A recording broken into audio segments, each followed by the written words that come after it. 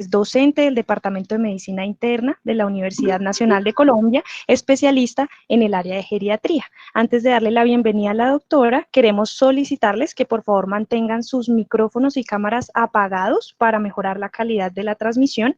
Para poder observar la presentación que la doctora nos comparte, les pedimos que por favor se dirijan al listado de participantes de la conferencia y seleccionen en el segundo nombre de la doctora Catalina Torres Espinosa el icono de su pantalla compartida. Doctora Catalina, muy buenas tardes, bienvenida a nuestro programa. Hola, buenas tardes a todos, muchas gracias por la invitación. Pues estoy muy contenta de haber sido convocada a ser parte de este gran esfuerzo de la universidad y de todo el equipo que está trabajando para poder llevarles estas notas informativas a la comunidad universitaria y pues a las personas fuera de la universidad que se nos unen. ¿Me escuchan bien? Sí, señora, se escucha perfecto. Bueno, muy bien. Entonces, vamos a dar inicio. La charla de hoy se llama COVID-19 en ancianos y le agregué esta frase y es básicamente en lo que se va a centrar la presentación, una emergencia geriátrica. Voy a explicarles o voy a darles mi punto de vista. Esto no tiene un tono tan académico. Quiero dar mi punto de vista sobre lo que está pasando para el paciente anciano respecto a esta pandemia. Voy a explicarles mis 4 puntos de vista y al final voy a dar unas recomendaciones generales de cómo manejar esta situación. Muy bien. Una brevísima introducción, ya todo el mundo sabe de lo que estamos hablando, sin embargo quiero decir 4 cosas específicas de la enfermedad. El COVID-19 es una enfermedad respiratoria causada por el virus SARS-CoV-2. ¿Hay un micrófono abierto, creo? El SARS-CoV-2 es uno de los 7 coronavirus que causan enfermedad respiratoria en el humano. La patogénesis no está completamente comprendida. Mucho de lo que sabemos es teórico y viene de la experiencia con otros coronavirus.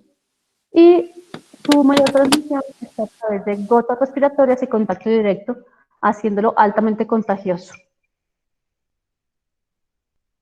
Damaris, ¿vamos bien? Creo que hay alguien tratando de preguntar algo. ¿O? Sí, señora, ya se han silenciado los micrófonos. En todo caso, les pedimos por favor que verifiquen que estén apagados y durante la conferencia pueden escribirnos las preguntas en el chat para que al final se modere una sesión de preguntas. Muchas gracias. Perfecto. Muy bien, entonces este es el mapa según el Johns Hopkins de la pandemia. Como pueden ver, prácticamente donde hay punto rojo es donde se encuentra el virus, donde está la enfermedad, y como podemos ver hay más de 187 zonas comprometidas. Prácticamente no hay alguna zona que no tenga a un mayor o un menor compromiso. Y esto es lo que nos lleva a la primera razón de por qué considero yo que esto es una emergencia geriátrica. Claramente es una emergencia para toda la población, pero especialmente en geriatría, porque si todos enfermamos al tiempo, pues no habrá recursos sanitarios suficientes. Y esta fue la intención de aplanar la curva con todas las medidas de aislamiento que propuso o que han propuesto los diferentes gobiernos. Sin embargo, los países que recibieron esta avalancha de enfermos sin haber podido preparar muy bien el terreno, empezaron a verse con unos dilemas muy importantes respecto a quién priorizarles la atención. Si tenían 100 pacientes que necesitaban ventiladores o camas en UCI, pues a quién se las iban a dar, cómo priorizar si no tenían recursos suficientes. Y los documentos que empezaron a emitirse, tristemente empezaron a limitar por la edad al paciente. Entonces, como no había recurso, lo más práctico era, bueno, los mayores que ya han vivido, que ya han tenido una vida, pues no son aptos en UCI. Cuando empezaron a enfermarse personas mayores relevantes para la sociedad, como el príncipe Carlos, entonces empezó a cambiar un poco ese dilema. Entonces se tornó un poco a el valor social de las personas. que es aún más discriminatorio e injusto. ¿Quién puede decidir quién es más importante que otro? Esto es una discusión que no tendría fin y que un médico ante la necesidad de intubar a un paciente pues no tendría cómo tomar esta priorización. Afortunadamente, los comités de ética mundiales, instituciones muy importantes para este tipo de situaciones, pues pusieron estas alarmas y pues en este momento la edad no es o no debe ser una limitación para obtener el recurso médico. No solamente el cuerpo médico estaba viéndose en estos dilemas, sino que la sociedad también estaba expresando su rechazo, su discriminación frente a la población anciana. Este artículo me pareció muy importante porque reflejaba precisamente la opinión de la gente respecto a lo que estaba pasando. Se analizaron unos tweets durante un mes relativos a cualquier comentario que estuviera relacionado con el adulto mayor. Y de estos tweets se tomó una muestra y esa muestra arrojó que el 21% de los comentarios en Twitter respecto a los ancianos eran ofensivos o discriminatorios.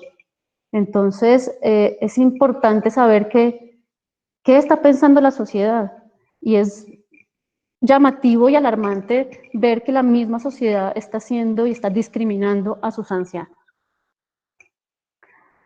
Afortunadamente, pues, como les mencionaba, hay instituciones muy importantes de ética, de bioética, y me llamó la atención mucho esta frase porque me parece que es como la que nos pone los pies en la tierra. Las respuestas a la pandemia revelan los valores y creencias de una nación. Y pues entonces estas naciones tendrán que demostrar que no están siendo discriminatorias contra sus ancianos. La segunda razón por la cual pienso que esto es una emergencia geriátrica, pues son las particularidades del virus y la enfermedad. Para nadie es un secreto que la enfermedad está comprometiendo de manera bastante importante a la población anciana. Si vemos en esta primera gráfica que nos muestra, empezando apenas la pandemia, entre febrero y marzo, en Estados Unidos, si ven acá, nos muestra quiénes estaban infectando por el virus, quiénes estaban contrayendo la infección. Y veremos que los más jóvenes representaban los mayores casos, 700, 400. Cuando ya empezamos a ver personas más adultas, mayores de 85, por ejemplo, 144. Pero si vemos de estas personas quienes se hospitalizaban, pues vemos que los más mayores eran los que necesitaban más hospitalización, los que necesitaban ingreso a UCI, nuevamente eran los más mayores, prácticamente ningún joven, muy pocos de los jóvenes en edad universitaria, por decirlo de alguna manera, pero si ya veíamos a los mayores de 65, pues casi que el 30, 20 y 29% necesitaban UCI. Más horrible aún cuando mirábamos los casos de mortalidad, los que se morían, pues ningún caso para esa época en menores de 20 años, pero casi que el 27% de los mayores de 85 se morían. Para esa misma fecha salió este comparativo entre la mortalidad de China e Italia, mitad de marzo más o menos. Y vemos exactamente lo mismo, la mortalidad en los jóvenes es muy bajita, inclusive de 0 a 9, para esa época no se había reportado ningún fallecido en ninguno de los dos países, pero si ya miramos más abajo, entre los 60, los 70 y los 80, va aumentando la proporción de muerte de manera importante, de 3.6 a 8 a 15 en China y hasta 20% de los contagiados mayores de 80 muertos. En Colombia el panorama no es diferente. En esta primera gráfica de aquí podemos ver los casos de infección. A quienes que se les ha hecho la prueba salen positivos para COVID y vemos que los que más infectados están son los de la década de los 30, 40 y 50. Si vemos los mayores, pues también se infectan, pero no tanto, no hay un número importante de ancianos infectados. Pero si vemos esta gráfica, la de abajo, las barras de los jóvenes se aplanan, casi no hay ningún caso de mortalidad y la mortalidad se está dando es en los viejos. Estos datos los tradujimos en esta tabla y vemos exactamente lo mismo. En los más jóvenes hay muchos más casos, pero cuando vemos los que se mueren, son muy pocos casos, inclusive para esta época que fue el 5-5, o sea, hace 2 días no se ha muerto ninguno menor de 20 en Colombia, y los muertos han sido en los ancianos. Si vemos en total, el porcentaje que representa la mortalidad está dado en los mayores de 60 años. 74% de los fallecidos por COVID han sido mayores de 60. Este es un estudio chino de las primeras cortes de pacientes que se estudiaron y nos muestran cosas muy importantes. Acá en esta primera columna vemos los datos relacionados con los pacientes entre 50 y 64 años. 81 pacientes para ese estudio. Aquí en esta columna vemos los mayores de 80. Solamente 16 pacientes mayores de 80 habían contraído la infección para ese momento, para este estudio. Y entre 65 y 79, 44. En total de los ancianos, o sea, sumando esta columna más esta, eran 60, comparado con 81 entre 50 y 64. Ambos grupos eran muy similares en el tipo de enfermedades que tenían. Había los mismos casos de hipertensión, los mismos casos de enfermedad cardíaca, los mismos casos de diabéticos, los mismos casos de enfermedad cerebrovascular. Tal vez la única diferencia importante era respecto a la enfermedad pulmonar, en donde sí había mayor número de pacientes ancianos con enfermedad pulmonar. Y vemos en esta cajita que los de enfermedad leve, la mayoría eran los del grupo más joven, entre 50 y 64. El 80% tenían enfermedad leve, mientras que el 46% del total de los ancianos mayores tenía enfermedad leve. Cuando nos íbamos a ver la enfermedad severa, de los severos solamente el 19% tenía enfermedad severa de los más jóvenes, comparado con un 53%, o sea, la mitad de los pacientes, un poco más, hacían enfermedad severa. Y de esos que hacían enfermedad severa, que eran los que correspondían a los que se hospitalizaban, miramos el cajoncito de la muerte y vemos que a pesar de que solo fueron 5 en total los pacientes mayores de 65 años que fallecieron y que solamente uno del grupo más joven falleció, pues proporcionalmente fue mayor la tasa de mortalidad, con un 8% en ancianos mayores de 65 y un 1% con menores de 65. Entonces, pues esas cifras son asombrosas, son alarmantes, obviamente uno se angustia mucho de ver eso, que el virus esté afectando a las personas mayores con tanta severidad, pero quiero mostrarles un poco un panorama diferente, como para que podamos aterrizar mejor la información. Este cuadro comparativo es muy importante porque nos muestra la comparación entre la influenza, que es la gripa normal, el COVID, el que estamos enfrentando ahorita, y dos primos hermanos o dos virus muy similares que también son coronavirus, que son el SARS-CoV y el MERS-CoV. Quiero que veamos que uno de los datos importantes es que este virus, el COVID, el SARS-CoV-2, el que produce el COVID-19, es altamente infeccioso. Este R sub 0 nos demuestra que tiene una alta capacidad de contagio y que además esa capacidad de contagio dura mucho más que los otros virus. Sin embargo, quiero que miren cuántas personas a nivel mundial se infectan por virus de la influenza al año. 1.000 millones de personas se infectan por influenza. Solo en Estados Unidos, anualmente hay 61.000 muertes por influenza. Proporcionalmente no es tanto, 0,05, pero en número de personas es también un montón de gente. Para hoy a las 3 de la tarde, había 3.825.000 infectados por SARS-CoV-2, 187 países comprometidos y 267.000 muertos. Esto nos da una mortalidad del 7%. Pero si miramos sus primos hermanos, el SARS-CoV normal, el primero, estuvo presente en 32 países, causó 774 muertes, haciendo una mortalidad del 10%, y el MERS estuvo presente en 27 países con 858 muertos, pero con una mortalidad del 33%. Es decir, que ha habido en otras épocas, 2003 y 2012, infecciones por coronavirus mucho más letales que lo que está haciendo el COVID-19. Entonces, vuelvo a poner estos datos como en la mesa para volvernos a aterrizar. Entonces, a nivel mundial, cada país ha sido diferente y esto no es una noticia novedosa, 7%. Pero en Colombia, 4.4% es la mortalidad, solamente en Colombia, para hoy a las 3 de la tarde. Pero que quiero que vean esta enfermedad, que no es desconocida, es decir, todos saben que la tuberculosis existe, pero para que vean un poco proporcionalmente lo que significa tener COVID y lo que significa otras enfermedades prevalentes en nuestro país. Anualmente, a nivel mundial, anualmente, 10 millones de casos. 10 millones de casos anuales, nuevos, sin contar con los que ya cursan con la enfermedad.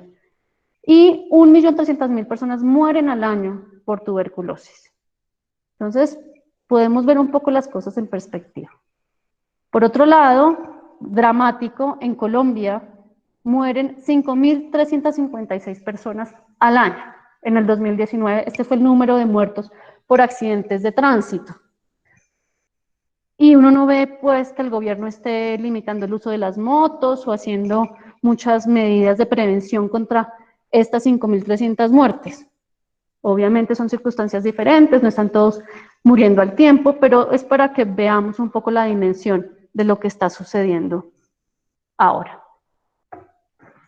Otra cosa que es importante mencionar es que la expectativa de vida en Colombia son 76 años, un poco más para mujeres, pero haber llegado a esta edad quiere decir que estamos superando el promedio de vida en Colombia. Por lo tanto, tenemos que ser conscientes que si hemos llegado a este momento de la vida, pues tendremos más probabilidad de morir por cualquier motivo. Esta es la curva poblacional para este momento en Colombia. 9% de la población es mayor de 65 años. Y quiero mostrarles esto. Este es el número de muertes por grupos de edad en Colombia en el año pasado. Y es la misma tendencia, digamos, que estamos viendo para el COVID. Los jóvenes no se mueren casi, y los que se mueren, pues son los mayores. Si sumamos, como hicimos en la otra gráfica, los mayores de 60, pues anualmente el 60% de las muertes en Colombia corresponden a adulto mayor. ¿Y de qué se mueren estos adultos mayores en Colombia? Estas cifras son dramáticas. 4.795 hombres se murieron para el tercer trimestre del 2019 por enfermedad isquémica del corazón. Por enfermedad crónica de la vía respiratoria, 2.000. Por enfermedad cerebrovascular, 1.000. Si ustedes ven, todos con porcentajes superiores al que tenemos ahorita para el COVID. Y esto es triste porque son enfermedades que son prevenibles con nuestros estilos de vida, con el cese del tabaquismo, con la manera como comemos. Y pues pasan por lejos lo que está pasando con el COVID. Igual para mujeres, las mismas causas, enfermedad isquémica del corazón, 16%, 4.000 muertes anuales en mujeres por estas causas. Muy bien. Eso era para ponerlos un poco en contexto respecto a la enfermedad. La tercera causa por la que yo pienso que estamos enfrentando una emergencia geriátrica es porque los ancianos son muy particulares. El anciano tiene unos cambios fisiológicos que son normales. A medida que envejecemos tenemos cambios en nuestros diferentes órganos y eso hace que estemos predispuestos a esta edad de tener alguna enfermedad. Generalmente, los ancianos tienen una o más patologías diagnosticadas que hacen que nuestro cuerpo esté más vulnerable. El mayor número de consumo de fármacos a nivel mundial está dado de lejos, casi el 70%, solo en paciente anciano. Es decir, los ancianos son los que se consumen el 70% de los fármacos producidos. Y esto es gravísimo porque pues, finalmente son sustancias que generan efectos secundarios en las personas. El espacio vital es fundamental en determinar la salud del anciano. No es lo mismo una persona que es capaz de salir de su casa independientemente, solo, salir al exterior, tener un viaje, a una persona de la misma edad que se encuentra en su casa dependiente de alguien más. Este espacio vital donde habita la persona es un marcador importantísimo de enfermedad y nos revela cómo está el estado de salud de la persona. La inmunosenescencia, que hace referencia a el envejecimiento mismo del sistema inmune. A medida que se envejecen, las personas son más vulnerables a este tipo de infecciones virales, bacterianas, y se debe a cambios fisiológicos, como ya lo mencioné, del sistema inmune. La homeostenosis, que quiero compararlo como con una batería, no sé si la comparación sea antipática, pero para que lo entiendan. Digamos que el ser humano llega como con una batería cargada al 100%. Y a medida que va envejeciendo se va gastando esa batería. Y a eso es que hace referencia la homeostenosis, es la disminución en la capacidad del paciente de su reserva metabólica. De modo que si tenemos un reto nuevo, como una infección, esta batería que ya está acercándose a su final, se gasta más rápido, se consume peor. No tenemos ya esa reserva para poder enfrentar las enfermedades. Todo esto que les estoy contando lleva a una presentación atípica de enfermedad. Y esto es un desafío también para esta situación que es el COVID. Entonces, ¿en qué consiste la presentación atípica de enfermedad? Todo el mundo sabe que el que tiene fiebre, tos, dificultad para respirar, dolor de garganta, mocos, puede estar contagiado con COVID. Eso no es un secreto para nadie, todo el mundo está muy bien informado para eso. Pero en la literatura, y esto es en el día a día para otras enfermedades, el anciano generalmente no hace fiebre, que es la tamización que están haciendo en los centros comerciales, en los aeropuertos, o estaban haciendo, en cualquier sitio que uno va le toma la temperatura, pero bueno, les digo que podemos tener ancianos con enfermedad que no hacen fiebre. Caída centinela, ¿eso qué significa? Que el paciente no hace ninguna manifestación de enfermedad, excepto caerse.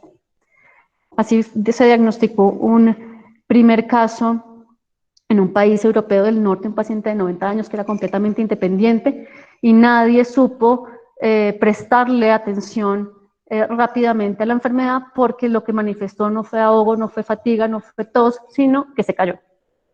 El delirium, que es súper importante, sobre todo para el paciente con enfermedad mental, que es la alteración en el estado de la conciencia, somnolencia, que se despierta, que se duerme, y cambios en el contenido del pensamiento. Esto puede cambiar durante el día. Es el paciente que está normal un día y en un momento a otro empieza a portarse agresivo, está desorientado.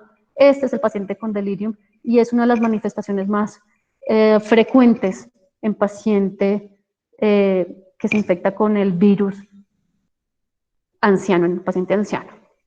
Otra característica que se ha reportado en ancianos es el inmovilismo.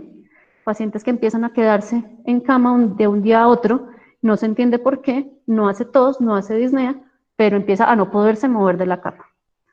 Otras cosas como la pérdida del apetito, mucho más frecuentes en el anciano, y las mialgias, que es el dolor muscular.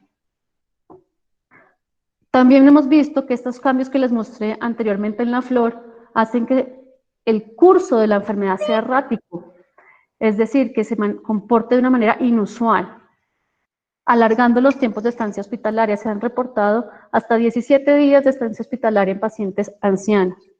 Que haya un mayor compromiso de otros órganos, por ejemplo, que haya compromiso del riñón, que haya compromiso del corazón, que haya compromiso cerebral. secundario a la infección por COVID. Que hay una descompensación de patología crónica. El paciente que se infecta por el COVID, por el SARS-CoV-2, perdón, no quiere decir que no tenga otras enfermedades. Y al estar expuesto a esta infección, hace que se descompense la falla cardíaca, la enfermedad pulmonar, la enfermedad renal. Y hay una predisposición mayor a tener una sobreinfección bacteriana. Es decir, el virus causa una neumonía, pero encima de ese virus se genera otra infección por una bacteria.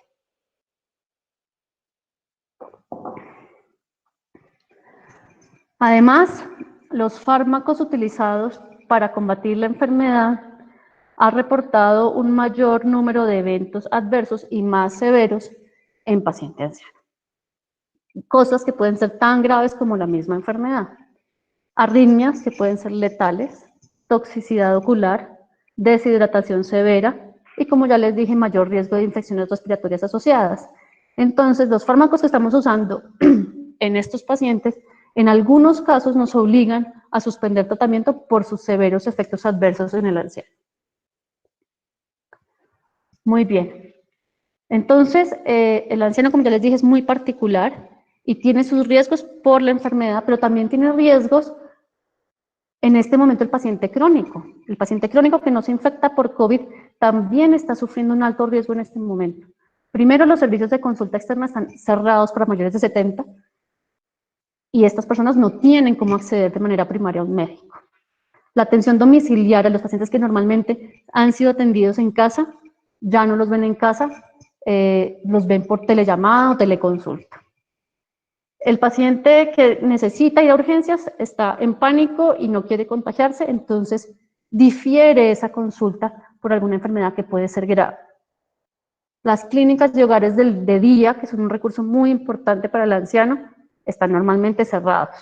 Otros servicios han sido aplazados, cirugías que tenían pendientes, cirugías oftalmológicas, servicios de otorrino, todo esto está siendo aplazado para otros momentos, pero que en el paciente crónico pueden tener un impacto de salud, inclusive de sobrevida, muy importante. Las unidades de rehabilitación también están cerradas. Pacientes que están saliendo de infartos, que están saliendo de lesiones cerebrales, no pueden asistir a su rehabilitación porque no hay quien se las haga.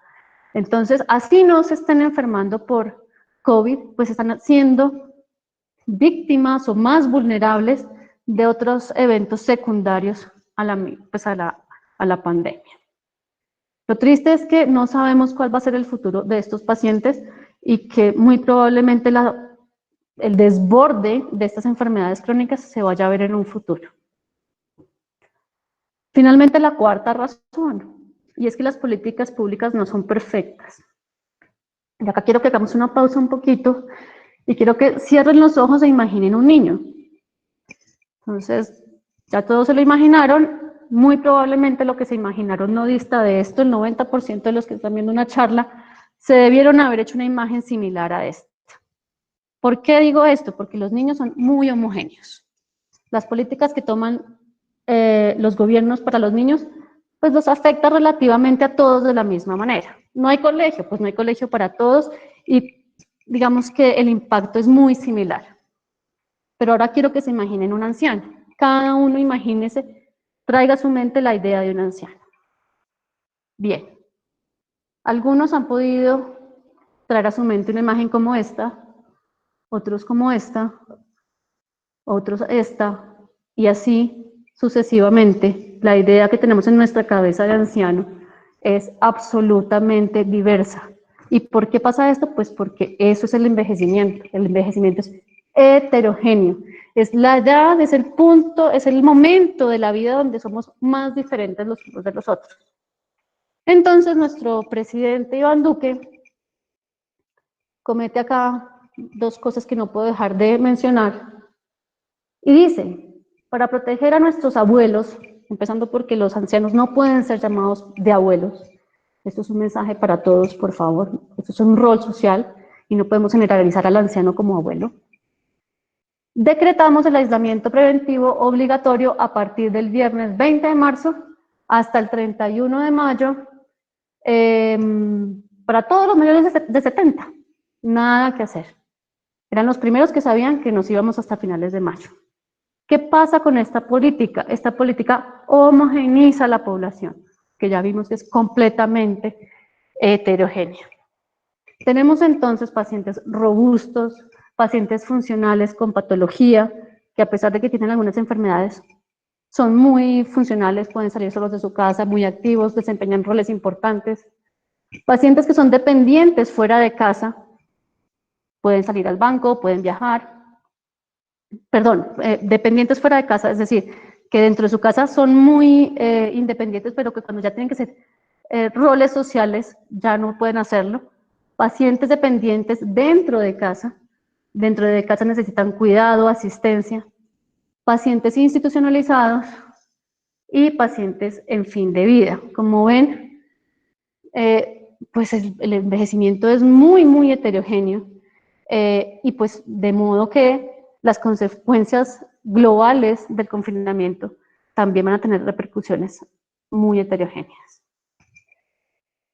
Traje estas tres imágenes que habíamos evocado antes y vemos estos diferentes ancianos, pero que son ancianos que desempeñan un rol importante, ya sea laboral, ya sea social, bueno, probablemente también sea el dueño de la empresa, no sé, en fin. Y vemos a nuestra querida vicepresidenta que habla de los ancianos como si ella fuese ajena a este grupo. Les recuerdo que para Colombia los mayores de 60 son catalogados como ancianos y entonces pues ella ya hace parte de ese grupo. ¿Qué repercusiones tendrá el confinamiento o está teniendo el confinamiento en esta población? Pues quiero mostrarles que 40% de los hombres ancianos mayores de 60 tienen trabajo activo, ya sea informal o informal, pero aún trabajan. 38 tienen alguna otra actividad, que puede que no sea económica, pero que desempeñan un rol, como ya les mostré, social importante. Pasa lo mismo con las mujeres, no en una proporción tan alta, pero igual desempeñan y están activas dentro de la sociedad, y el mayor porcentaje es el del cuidado del hogar, que también representa tiene una representación económica importante para el país. Bueno, estas personas que no están pudiendo trabajar, pues están también en riesgo importante. Esta es una gráfica pues un poquito vieja, pero la tendencia es a que esto aumente. Pacientes o personas entre 60 y 79 años, el 35% de ellos tienen un papel, un rol en el mercado laboral. Inclusive, la naranja, entre 80 y 90 años, aún el 5% de esta población tiene un rol en el mercado laboral. Y además, esta gráfica que nos muestra la estructura familiar, la mayoría de nuestros ancianos tienen una estructura familiar amplia. ¿Esto qué quiere decir? Que son cabeza de hogar de múltiples generaciones que viven en una sola casa. Viven con sus hijos, viven con sus nietos y familiares extendidos. Por otra parte, la familia nuclear, siguen viviendo con su esposa y alguno de sus hijos. Pero este grupito de acá no es un número despreciable y es los que viven solos o no tienen una estructura familiar tradicional y que también son responsables de llevar la comida a la casa. Entonces, pues son aspectos que van a repercutir en la salud de manera importante y no dependen de la infección, pero sí de lo que se está haciendo en el gobierno para mitigar la infección. Ahora bien, este tema es bastante importante porque es desconocido, porque la gente no es consciente de él y porque es un tabú. El maltrato. ¿Quiénes son más vulnerables de ser más maltratados? Personas en pobreza, personas con enfermedad avanzada y personas dependientes de su cuidado. Y aunque la revista Semana y algunos otros reportes en Dinero nos han mostrado que aparentemente reportes de violencia para el adulto mayor han disminuido, yo creo que esto se debe única y exclusivamente a un subregistro. En este estudio, que es del 2012, 88 casos de asesinato directo de ancianos producidos por un familiar de primer grado, es decir, o su esposa o su hijo. 9.700 lesiones no fatales. Fíjense que los que más sufren o más reportan lesiones son los de 60 a 64.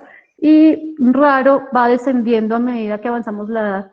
Muy probablemente se deba a que estas personas no denuncian el maltrato más que a una disminución realmente de la agresión. Y esto sube en el tiempo. Las proyecciones nos dicen que esto tiende a aumentar y el confinamiento necesariamente ha tenido que aumentar esta violencia intrafamiliar. Pero es importante también conocer esto, y es que los tipos de violencia en el anciano no solamente son físicos, no solamente es la agresión física, también están expuestos a mayor violencia psicológica, al abandono y la negligencia, que son maneras de maltrato, al abuso sexual y al abuso económico. También son maneras de maltrato que a veces no reconocemos y que necesariamente han tenido que verse aumentadas durante el confinamiento. Esto lo pongo por si a alguien le sirve.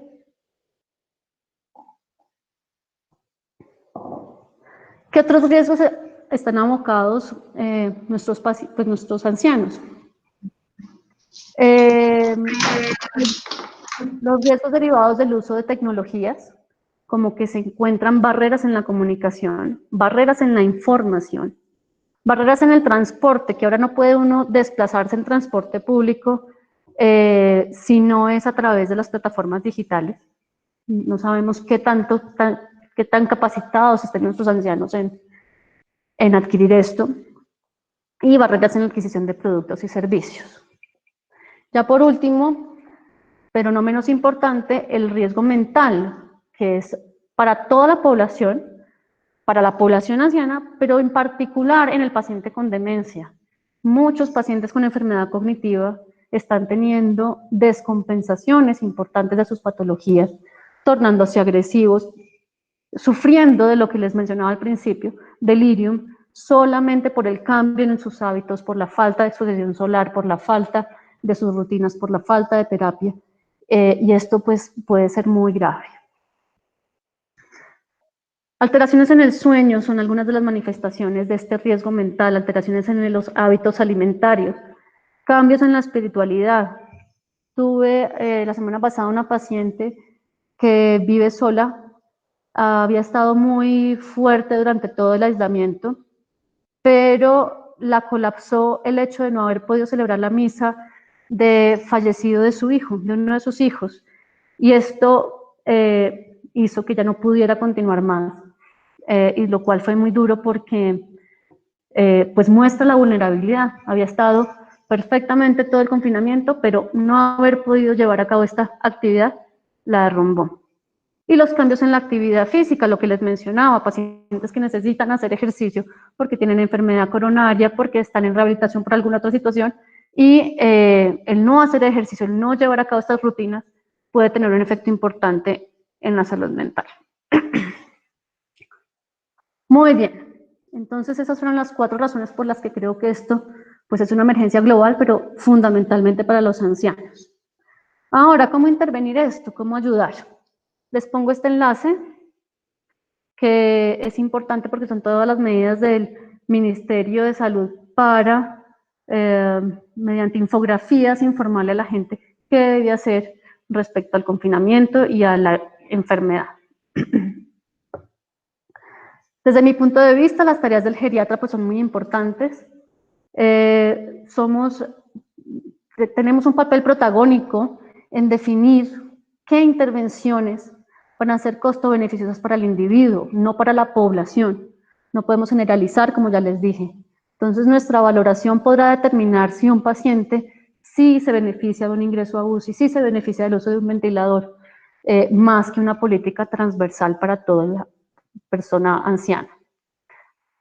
Tenemos una gran responsabilidad con el paciente crónico, tenemos que fomentar el cuidado y la prevención de la descompensación de la enfermedad crónica. Tenemos que ser un apoyo para el individuo y para el grupo familiar en otros temas que no son necesariamente médicos, y tenemos que ser promotores de los estilos de vida saludables.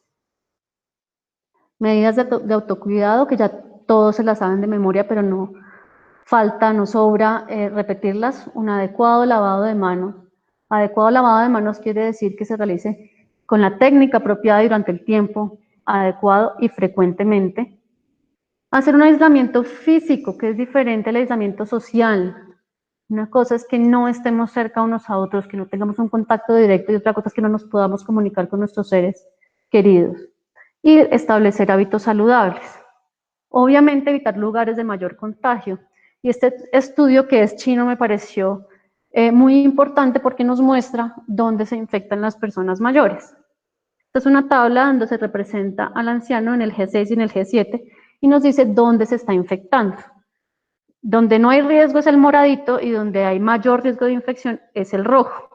Entonces fíjense que los G6 y los G7 tienen un alto riesgo de infección o mayor que nulo en las casas, en su mismo hogar, donde estamos más relajados y donde estamos más con las barreras menos, con las alertas menos prendidas. Aquí es donde se están infectando estas personas, por lo que ya mencionamos. Tenemos viviendas que normalmente son multigeneracionales. Y el otro sitio, entonces, en los colegios obviamente no se infectan, en los sitios de trabajo pues menos, casi nada, pero el otro sitio donde se están contagiando, y la mayoría de gente, es pues en los lugares públicos. Mercado, transporte, en el parque, en la iglesia. Entonces, pues es responsabilidad autocuidarse y tratar de no bajar la guardia en el hogar. Importante manejar el estrés, y la invitación es a tomarse un descanso de querer saber todo sobre la enfermedad. Suficiente con que se mantenga informado, pero esta avalancha diaria de noticias formales, informales, a través de memes, a través de WhatsApp, noticiero, radio, generan un nivel de estrés bastante importante. No se olvide de su cuerpo y su espiritualidad. Busque un tiempo para relajarse, trate de hacer otras actividades que no hacía, o inclusive encuentre nuevas actividades que pueden ser de su disfrute. Mantenga la comunicación. Eso es muy importante. Llame a su proveedor de atención si esto está interfiriendo con su calidad de vida. No lo considere algo, no lo minimice, no minimice su estrés. Si esto está generando problemas, actúe, pida ayuda. Y pues aprovechemos la ocasión para capacitarnos en tecnologías y que estas barreras que les expuse antes no sean un mayor estresor. Prepare un plan por si se enferma. Yo creo que esta es la diapositiva más importante de toda la charla, y es entender que somos vulnerables, que nos podemos enfermar y que nos están dando, entre comillas, la oportunidad para tener las cosas preparadas para hacerlo. ¿Qué es lo que se propone? Hacer un listado de los contactos con teléfono y dirección a quien se pueda acudir en caso de que usted se enferme. Tenga un contacto permanente con otras personas que noten su ausencia si no puede reportar por algún motivo que se ha enfermado. Determine con anticipación quién se encargará de asistirlo en su salud si cae enfermo.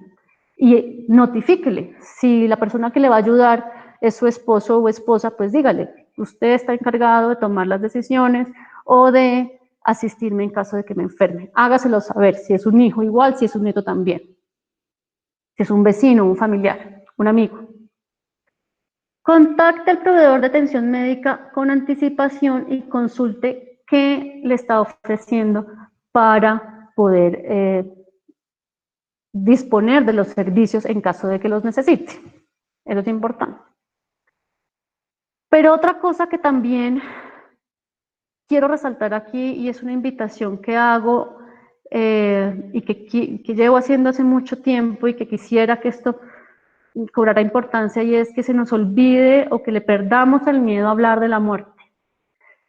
Que podamos interiorizar que lo único que tenemos certero en la vida es que nos vamos a morir. Y que ojalá pudiéramos hacer esta discusión con nuestros familiares y con nuestros allegados. Porque es muy triste llegar a un punto en donde Dios no, pues estamos en una situación de muerte y no podamos ser autónomos y no podamos decidir qué queremos para ese fin de vida. Entonces, pues esta es una reflexión que va mucho más allá del COVID, pero creo que es un momento importante para empezar a tener estas discusiones con nuestros seres queridos. Y finalmente, para los que están con dependencia, que ya vimos que son muy distintos a los que no la tienen, buscar y pues, garantizar que haya un apoyo del familiar o del cuidador, que este cuidador tenga claro cuáles son los medicamentos y no solamente cuáles son, sino qué dosis usa, a qué frecuencia, desde hace cuánto los consume, para que en caso de ir a un servicio médico se tenga claro este historial. Que se monitoree los alimentos y otros suministros médicos, que no vaya a haber escasez de oxígenos, por ejemplo, que no vaya a ir a una diálisis y no haya programado un servicio de transporte, que si le están haciendo una curación de una lesión en piel, pues esta quede en veremos porque el sistema no le volvió a mandar la enfermera. Entonces, elabore un plan para cuando esto suceda. Abastecerse de alimentos y de bienes con la suficiente prudencia para no tener que estar saliendo frecuentemente al supermercado. Si su familiar vive en un centro de cuidado, ya sea un hogar geriátrico, un lugar de larga estancia, una asistencia de crónicos, mantenga y casi que exija comunicación con el paciente. Por decreto, las personas que viven en estos hogares no pueden recibir visita, pero usted sí puede exigir que le pongan una videollamada, que lo pongan al teléfono y que ese contacto social se mantenga. Y nuevamente determine con el responsable médico cuáles son los planes que se van a seguir en caso de que su familiar enferme.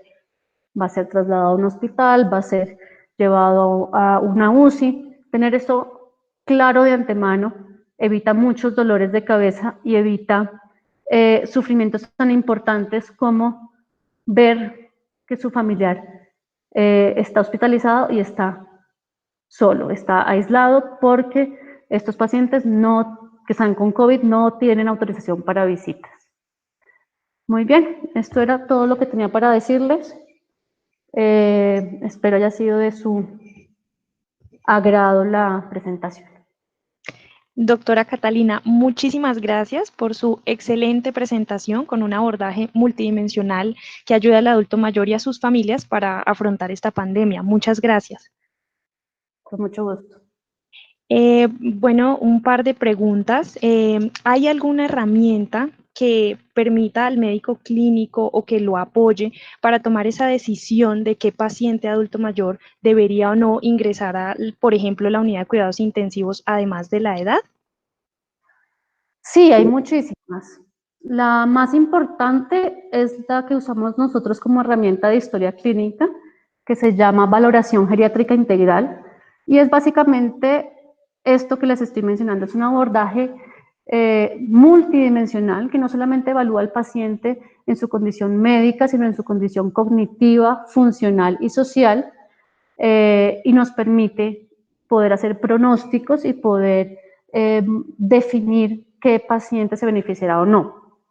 Además de esta gran herramienta que es la que usamos todos los geriatras para el COVID o para cualquier tipo de enfermedad, se están echando mano de unas herramientas que nos evalúan un concepto que se llama fragilidad. Hay numerosísimas herramientas que evalúan la fragilidad, porque la fragilidad es un síndrome geriátrico que nos determina pronóstico.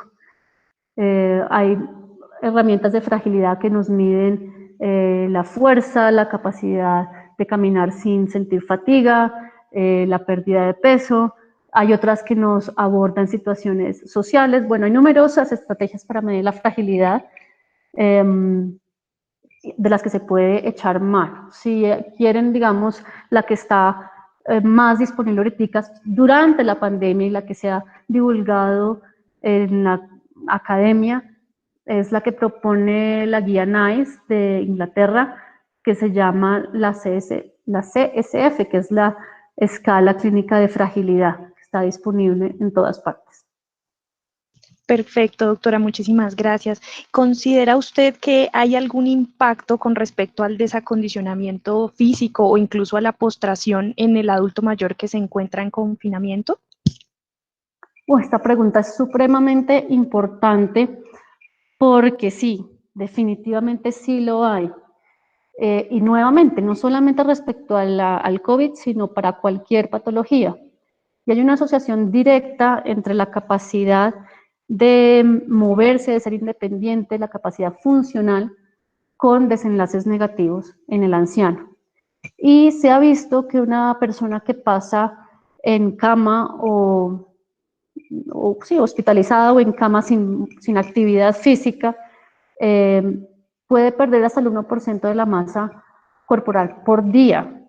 De modo que si usted permanece sedentario, si no se mueve, si durante el confinamiento prefiere quedarse viendo televisión que, no sé, hacer alguna rutina de ejercicio o salir a dar una vuelta dentro del conjunto o tener algún tipo, así sea mínimo, de actividad, hacer jardinería, caminar dentro de la casa, la repercusión en su funcionalidad, inclusive la asociación hasta a muerte se ha visto cuando las personas están muy sedentarias y empiezan a hacer pérdida del músculo y el desacondicionamiento, que es como me hacen la pregunta.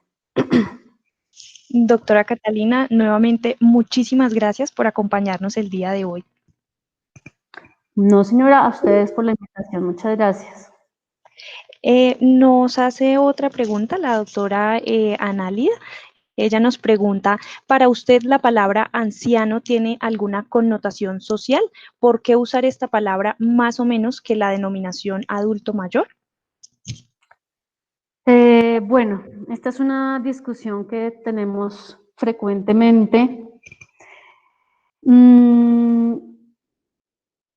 La palabra anciano o viejo incluso son palabras que en el diccionario denotan el paso del tiempo, ¿sí? No lo usamos de manera peyorativa ni discriminativa y pensamos que como una traducción literal también en otros idiomas se utiliza. En la literatura inglesa se refieren al old o very old, que es muy anciano o muy viejo, y pensamos que la palabra adulto mayor es tratar de tapar un poco el sol con un dedo. No. Es tratar de ponerle un nombre a algo que no existe.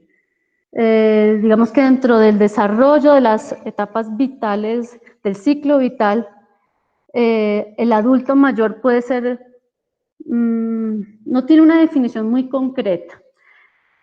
Muchas personas utilizan este término, a nosotros no nos gusta, a nosotros me refiero a la comunidad de geriatras, pero inclusive por fuera del país, en la comunidad de geriatras también lo utilizan. Digamos que no nos parece tan importante resaltar esta palabra como políticamente correcta. Muchas gracias, doctora. Espacio para una última pregunta. ¿Usted cree que deben los adultos mayores mantenerse confinados voluntariamente, al menos la mayor parte del tiempo, y salir con todas las prevenciones por corto tiempo? Sí, definitivamente eso fue lo que quise mostrar. Yo estoy en desacuerdo con que simplemente por tener más de 70 años las personas deban estar confinadas. Me parece que eso es discriminatorio, así sea una discriminación con intención de protección, me parece que es discriminatorio por lo que ya les mostré. Y creo que la responsabilidad está en manos de cada quien. Me parece súper importante ceder a esa actitud paternalista del gobierno, de los médicos, y que cada uno sea responsable de su propia salud. Entonces, las medidas de prevención de contagio son las mismas para una persona joven que para una persona mayor, de modo que ¿por qué limitar al anciano a ser responsable de su salud? O al adulto mayor a ser responsable de su salud. Entonces, no pienso que sea correcto aumentarles el confinamiento a ellos simplemente por su condición de edad. Doctora Catalina, queremos nuevamente reiterar nuestro agradecimiento por acompañarnos el día de hoy. Bueno, no señora, a ustedes muchas gracias. Les recordamos que las conferencias quedarán grabadas en el canal de YouTube de la Facultad de Medicina y los invitamos para que nos acompañen el día de mañana a las 8 de la mañana con la charla Actividades motoras finas y de razonamiento, estrategias para apoyar procesos escolares por Caterín Poveda, profesional de terapia ocupacional. A las 11 de la mañana, cuidados de alimentación para paciente en tratamiento oncológico por Eni Alexandra Laverde del Departamento de Comunicación Humana, y a las 5 de la tarde, COVID-19 y enfermedades autoinmunes, el riesgo aumenta, por el doctor Gerardo Quintana, profesor del Departamento de Medicina Interna, especialista en reumatología. Nuevamente, muchas gracias por acompañarnos en Salud UNAR Contigo. Los invitamos a seguir conectados para que nos mantengamos en contacto. Muchas gracias.